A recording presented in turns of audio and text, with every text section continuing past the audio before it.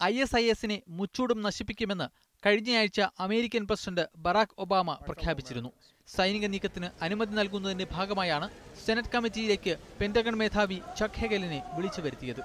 സംഘടനയുടെ സിറിയയിലെ ഒരു കേന്ദ്രം പോലും ആക്രമണത്തിൽ നിന്ന് ഒഴിവാക്കില്ലെന്ന് ചക്ക് ഹെഗൽ സെനറ്റ് കമ്മിറ്റിയെ അറിയിച്ചു. ISIS-ന്റെ സായുധ താവളങ്ങൾ മാത്രമല്ല, ആശയവിനിമയം, ഗതാഗതം തുടങ്ങി എല്ലാ സംവിധാനങ്ങളും ആക്രമിച്ച് നശിപ്പിക്കും. സേനാ ജനറൽ മാർട്ടിൻ ഡെംസിയും സെനറ്റിന് മുന്നിൽ ഹാജരായി. കരസേനയെ നേരിട്ട് വിന്യസിച്ച് യുദ്ധം ചെയ്യേണ്ട സാഹചര്യമാണ് ഇറാഖിലേതെന്ന് ഡെംസി പറഞ്ഞു. 2003 നടത്തിയ പോലുള്ള ഒരു തുറന്ന യുദ്ധത്തിനല്ല പ്രസിഡന്റ് അനുമതി നൽകിയിട്ടുള്ളതെങ്കിലും സൈന്യത്തെ ഇറക്കേണ്ട സാഹചര്യമുണ്ടായാൽ അതിന് അനുവദിക്കണമെന്ന് പ്രസിഡന്റിനോട് അഭ്യർത്ഥിച്ചിട്ടുണ്ടെന്നും ഡെംസി പറഞ്ഞു.